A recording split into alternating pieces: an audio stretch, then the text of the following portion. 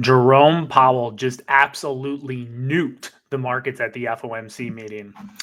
All right, guys, before we get started, welcome back. If you're new to the channel, I'm Doc. I'm a resident physician by day, and I'm trying to take you on my investing in crypto journey at night. So today, Powell spoke at the FOMC meeting and he absolutely nuked the entire market, right? As you can see, we're looking at the daily chart here. Everything was going good. I think we touched like 108 within the last day or two. Powell's speech came out and we knew it was going to be volatile. Kind of regardless of what happened, we knew, right? Anytime there's an FOMC meeting, volatility spikes, and today was no different, right? Sitting right now just over 100 grand. And I know there's a lot of panic in the market, right? Bitcoin's down a couple percent, or a couple thousand on the day. Alts are obviously getting crushed by this, but to be honest with you, I'm actually not super concerned because if we look back historically, this is not super unheard of, right? And for whatever it's worth, it wasn't just crypto that was hitting Bitcoin. Stocks, they all got hit too. You can see sea of red here, right? Microsoft got hit really hard. Amazon got hit. Tesla down 8% on the day. Now, I'm not entirely surprised by that just because they were probably overbought within the past few days. And then somewhere on here is AMD sitting at 120. I'm going to actually probably make a video about AMD. A really good friend of mine and actually a colleague as well. Both really, really like AMD. So Noah, if you're watching this, that's kind of shout out to you. But AMD, they're down today on the day, and I think they could be a good buy, but I'll make a video on that shortly. This was the headlines for today's, right? Stocks dive after the Fed cuts. And we knew that they were going to cut 25 basis points, right? That wasn't surprising. What was surprising is the rate at which, or rather the pace at which they're going to reduce or do rate cuts in the future. They're slowing that down, unfortunately. So I think Virtual Bacon kind of hit the nail on the head with this tweet.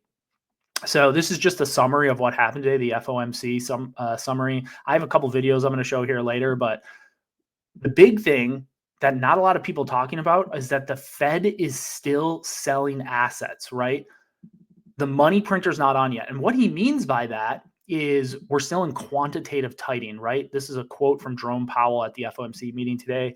The committee is going to continue to reduce its holding of treasury securities and agency debt and agency mortgage-backed securities. What does that mean in like layman's terms? Well, this chart kind of sums it up here. This is a chart of the total assets, right? And as you can see, we've just been going down, right? What this chart represents is the committee, right? The treasury offloading their assets. This is known as quantitative tightening right here. As you can see, when the pandemic hit, right? 2020, COVID hit, our balance sheet shot up. This was quantitative easing. All of this was quantitative easing. And the way that analogy that you could think of this is think of like the US, right? Or the Treasury, they have a credit card and it's them increasing their balance sheet is them just racking up a bunch of money on the credit card, right? And it kind of injects money into the system when the Treasury, the Fed, is just sloshing a bunch of funds around right now. We've been doing the opposite of that as of recent. We've been selling a bunch of our assets because we're kind of trying to tighten our pocketbooks a little bit. I don't know if you guys remember this little blip right here in early 2023. This is actually like when the banks failed. So, right, you remember there was like that bank run. That was this little injection of liquidity here. But since then, we've just been reducing our balance sheet, quantitative tightening. So ultimately, what needs to happen is Bitcoin's price will really start to spike once this trend reverses and once we start to increase the balance, right? A lot of people are speculating that once we go back into quantitative easing, i.e. the Fed starts to increase their balance sheet, that's when Bitcoin dominance will fall, and hence we will get alt season. So, all right, we talked about Bitcoin. It's crashing, right? A little bit of a flash crash. It's not just Bitcoin, it's stocks as well. Well, why is this? Because we knew there was going to be a 25 basis point cut, right? That's not a surprise. This was the surprise. this page looks chaotic. It's not. It's really not. The only thing that we're really looking at is this column right here of 2025. And more specifically, we want to look down here. So before today, the Fed was suggesting that the neutral rate would be 3.4. 3.4. And what that suggested would be 4 rate cuts in 2025. That was before the meeting today. At the meeting today, they said, no.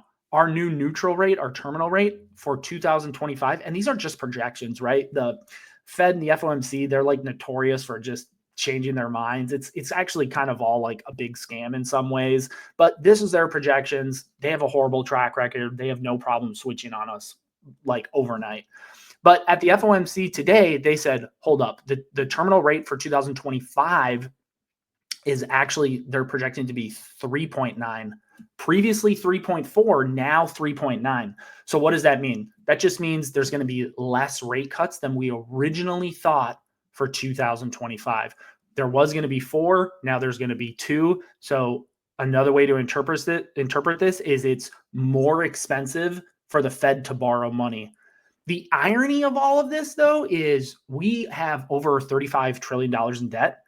We're not going to keep the interest rates that high, right? It costs us money, right, to finance our debt. If it costs us more money if we have higher interest rates. And I don't want to gloat or anything, but I actually kind of called this spot on in my video yesterday. I'll increase the speed just so we don't have to listen to this forever, but let's just take a listen. I feel like I kind of nailed exactly what was going to happen today in yesterday's video.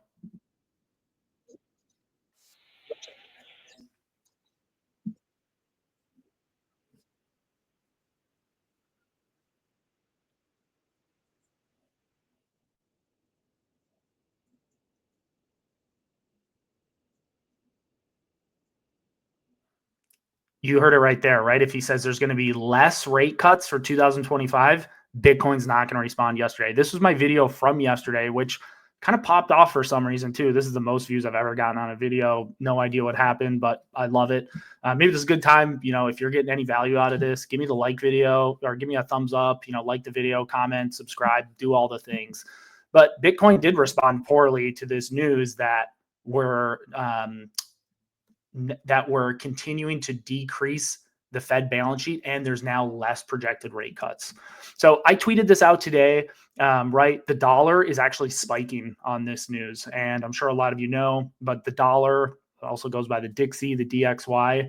The dollar is inversely correlated with Bitcoin, right? So the markets kind of heard, hey, we're only going to get 2 projected rate cuts in 2025 instead of the 4 that we were anticipating before the FOMC, gave the dollar strength. And we can actually, let's just look at the Dixie real quick, just for completeness, right? This exercise. Yeah, right.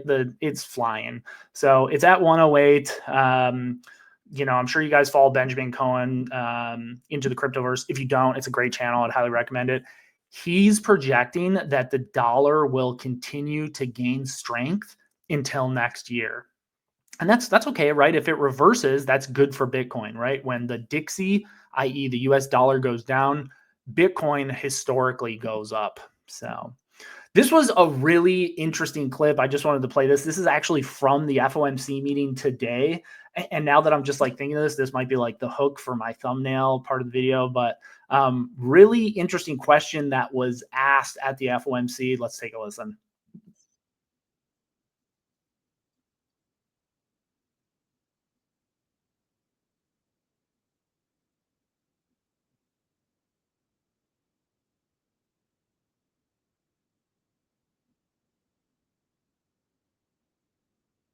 They're not looking for a law change. We're not allowed to own Bitcoin.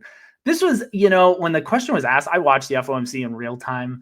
It kind of seemed like the question was maybe a little, I don't want to say out of context, but maybe slipped in there. I don't know what else Jerome Powell is supposed to say there. So I don't think it's bearish towards Bitcoin. I just thought it was kind of an interesting one-liner that was captured from there. So what do we get, right? We had the FOMC meeting. Now what happens? So this is the CME Fed Watch tool, and this is estimates on the next FOMC meeting, which is January 29th, right? January 29th is the next FOMC meeting. We're currently at 450 to 475, right? That's just 4.5 and 4 3/4 interest rate, 4.5 to 4 3/4 percentage for the interest rate. There's over a 93% chance that we stay there, i.e., we don't get a market cut or interest rate cut in January. So this changes all the time, but this is what the market is kind of pricing in. So really, really interesting, day with the FOMC meeting. Jerome Powell absolutely nuked crypto in general, right? Not just Bitcoin, but he also nuked the entire market, right? Stocks and Bitcoin took a huge dip from the FOMC meeting and Jerome Powell. It's going to be really, really interesting to see how they recover from this. So the last thing I want to talk about is, this is a project that I'm part of, McRib, which is a meme project on Solana. I would really recommend you guys checking it out. We're doing a really, really cool NFT project. So every property here on the board is actually an NFT that you can purchase. There's 3,600 NFTs. They're all random, right? So it's kind of luck of the draw, whatever ones you get. But if you collect all the colors on a certain property, you win that prize. So for example, if you collect Doge and Shiba Inu, which is commonly known as like Park Place and Boardwalk on the old Monopoly, Doge and Shiba Inu, we're giving away a Tesla. And like, we're actually giving away a Tesla, right? Someone already won a cruise because they collected all of the railroads. It was worth like $3,500. So really, really awesome project. Check them out. I think it's something really unique, right? It's McRib_meme on Twitter. They're doing a really, just something unique, something cool. So last thing I want to talk about is I'm doing a $500 giveaway once my YouTube channel hits 1,000 subscribers, right? So just trying to build the channel, having a lot of fun with it. And honestly, like, this is a cool journey, right? I'm learning with you guys. I'm by no means a pro, but I follow this stuff pretty closely. So I think it could be fun. Right now I'm at 344 subscribers. So we're gaining traction there pretty quick, right? So yep, nonetheless, let me know if you guys made it this far in the video, what you guys are drinking. Really, really excited to see us rebound on our next few days now that the FOMC meeting's done. If you found this video useful, free to check out this one here, and I'll see you guys on the next one.